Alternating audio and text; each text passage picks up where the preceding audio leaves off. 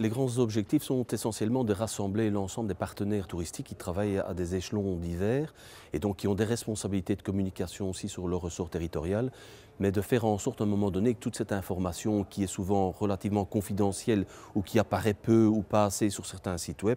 alors qu'on sait qu'aujourd'hui c'est stratégique d'être vu, en tout cas sur la toile et à travers tous les autres médias qui en sont dérivés. Et donc il est vraiment important maintenant de leur donner les moyens, de s'organiser en fait pour que l'information circule mieux et qu'on puisse l'utiliser chacun, donc sans devoir réencoder systématiquement l'information, de valoriser davantage les produits et puis d'organiser des partenariats avec des plateformes qui existent, donc de démultiplier effectivement la visibilité de ce qui est fait, du travail conséquent que ça représente, de l'information qui est un élément stratégique évidemment. Je pense que l'intérêt aussi d'un site web portail comme le nôtre, tourismewallonie.be,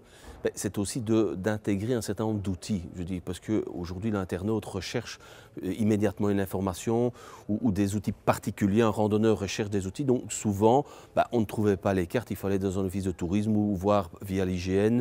Donc aujourd'hui ce qu'on veut mettre à disposition c'est des outils complémentaires de gens qui ont développé des choses qu'on ne doit pas par ailleurs redévelopper et qu'on peut partager avec l'ensemble des opérateurs, ce qui permettra à un moment donné d'avoir une bien meilleure visibilité et puis ça intègre complètement ces outils dans une plateforme multimédia finalement, sans être un système parfaitement intégré, mais où chacun retrouve en fait ce dont il a besoin, ce qui est important pour le touriste. À l'expérience du développement de la base de données Pivot, on s'est rendu compte effectivement que les opérateurs touristiques étaient relativement, entre guillemets, perdus dans cet espace parce qu'ils voudraient bien se connecter, ils voudraient bien refaire leur site, ils n'en ont pas nécessairement les capacités techniques. Et donc l'idée, effectivement, dans un premier temps, c'est d'avoir une convention de support qui permet aux opérateurs touristiques d'avoir toutes les données techniques, d'avoir des informaticiens, des spécialistes qui les aident justement à répondre à ces questions à la fois techniques et même de stratégie marketing à un moment donné au travers de la direction des produits touristiques. Donc c'est essentiel, donc c'est l'adresse sur laquelle nous avons voulu ne pas distribuer de clés USB ou de papier aujourd'hui ou de toutes sortes de choses, le moins possible en tout cas, c'est de trouver l'ensemble de ces informations sur http://pivot.tourismewallonie.be. La particularité de notre site, c'est qu'il associe à la fois une base de données Pivot, qui a été développée en partenariat avec le CGT, et en même temps un CMS open source développé sur Joomla, avec un prestataire local, pour justement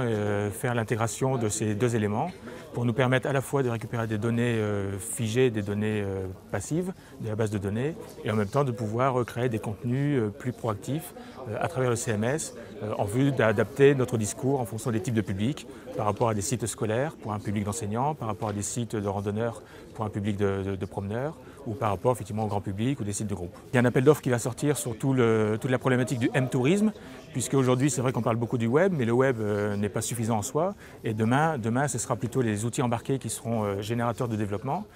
Et donc demain tout le monde sera équipé de PDA ou de système Android. Et donc pour nous l'enjeu c'est de pouvoir justement développer des applications mobiles, alors à la fois consultation de web sur mobile, mais aussi téléchargement de contenu par rapport à des MP3, des MP4, des traces GPS, des QRC, des QR codes, de la réalité augmentée également. Donc tout un ensemble de dispositifs qui demain verront le jour à travers le secteur privé, à travers les fabricants également. Et donc c'est à nous de pouvoir être prêts à fournir nos contenus par rapport à toute une dynamique du secteur privé et par rapport aux outils qu'utiliseront les usagers demain. On s'est rendu compte que les cartes c'est bien, mais il faut aussi du contenu. Du contenu, c'est-à-dire des randonnées de qualité, et si possible avec des informations intéressantes pour la personne qui fait cette randonnée. Donc des randonnées multimédia. Donc on a créé un format qui est un format justement de randonnée multimédia et que l'on a intégré sur la base de données tourismewallonie.be. On s'occupe nous de la géolocalisation de ces randonnées, donc on s'occupe d'un rendu 2D et 3D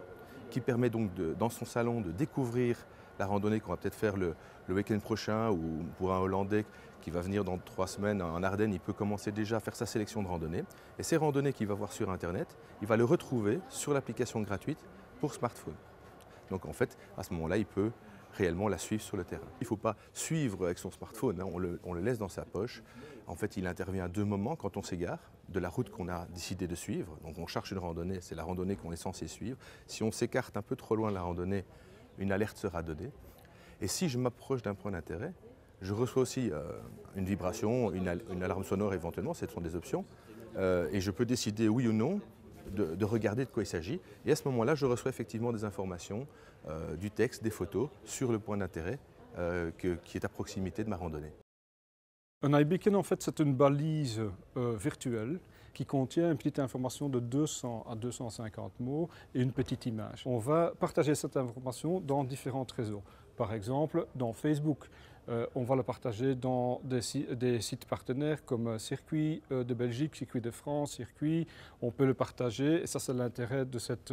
conférence ici, c'est qu'on a un accord avec le CGT pour créer des iBeacons et partager ces iBeacons dans le réseau des offices de tourisme, genre les maisons de tourisme, les syndicats d'initiative, les fédérations et quoi que ce soit. L'idée c'est le suivant, c'est que donc, le CGT nous a commandé 1000 iBeacons et ces iBeacons vont être un peu partagés partout sur la Wallonie.